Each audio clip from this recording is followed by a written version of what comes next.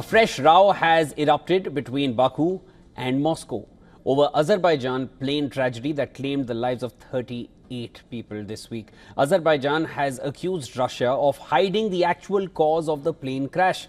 And the accusation is coming from none other than the Azerbaijani president, Ilham Aliyev, who has called for Russia to admit guilt in the disaster, alleging that the plane was mistakenly shot down.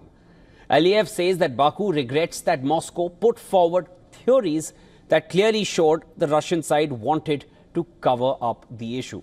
The statement comes a day after Russian President Vladimir Putin apologized to his Azerbaijan counterpart for passenger plane crash in Russian airspace. However, Putin fell short of saying that Russia was in fact at fault.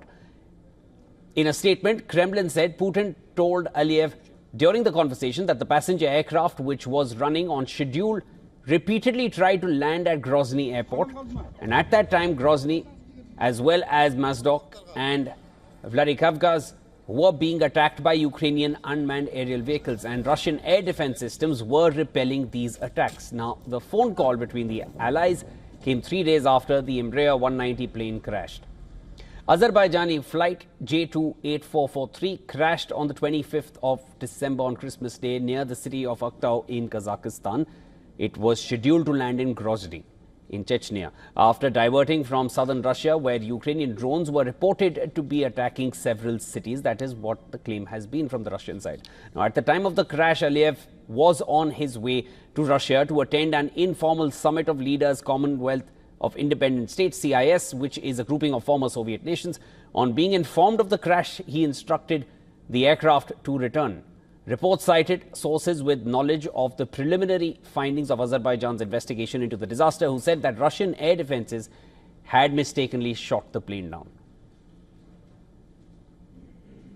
All right, to discuss this further, we're now being joined by Janusz Janiszewski, aviation expert and former president of the Polish Air Navigation Services Agency. Joining us live on the broadcast, joining me from Warsaw. Sir, thank you so much for joining in, making time for us.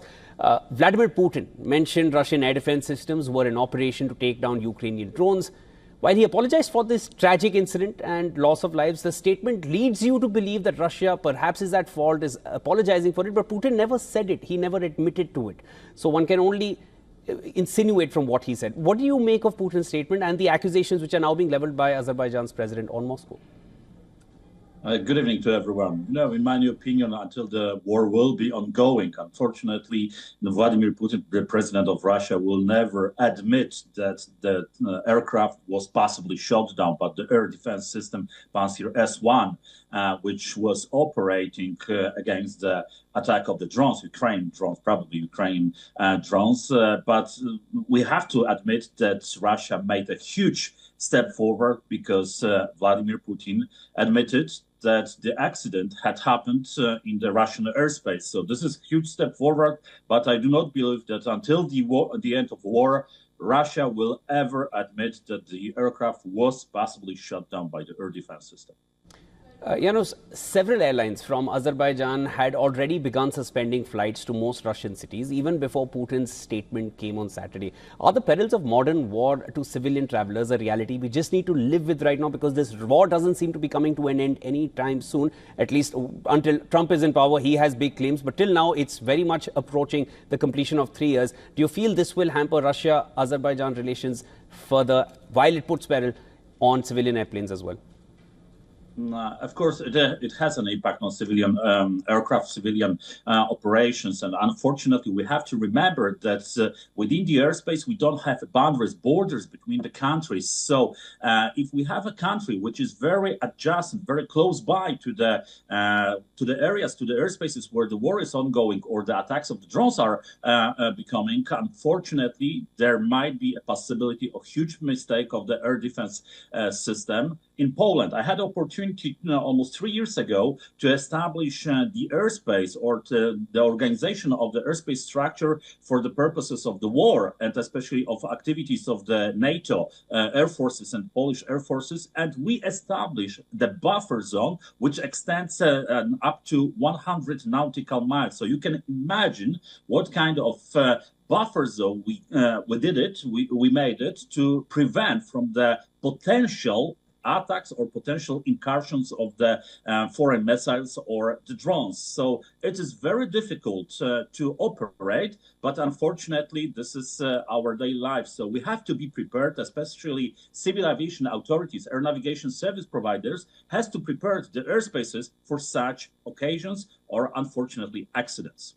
So I just want you to elaborate a little further on these airspaces, because drones can come at any time, and we've seen the massive use of drones in the ongoing Russia-Ukraine conflict. At the same time, air defense systems have been elaborately positioned by both sides. Now, those are going to be shot out as and when they detect any kind of incoming deterrent or incoming missile or drone, or it can be any unmanned aerial vehicle, any kind of an attack which is incoming. At that time, how much time do they need to inform a civilian aircraft to change course or to not be caught in the crossfire, if at all that has been the case in this case of the Azerbaijan airline? First of all, for sure, if there is a huge or intensive activity of the drones or the missiles, unfortunately, there should be a special zone which will be prohibited zone where the aircraft cannot fly, and this is how I would prepare such kind of airspace. Unfortunately, the problems, the biggest problem is within the drones, because drones are operating at lower airspace, at low altitude, so they are very difficult to detect by the air defense systems, or if the air defense system is detecting that kind of threat, unfortunately, they might be mistaken, and there is not a lot of time to inform civilian aircraft. So that's why EASA, the European Safety Agency, is proposing to avoid such areas, such airspaces by the civilian aircraft. Unfortunately, the problem is if the Azerbaijan or other airspace is very narrow, there is no enough space to prepare, to build, to create such airspace volume, such buffer zone. Mr. Janusz Janishvetsky, thank you so much for joining me on the broadcast and sharing all your insights. Of course, it's been a big admission from the Russian president. You rarely hear the words apology coming out from a leader like Vladimir Putin, but this definitely seems to be stemming or giving rise to tensions between Azerbaijan and Russia. We'll need to wait and watch how this one pans out going further. Thank you so much for sharing all your insights with me on the broadcast. Thank you.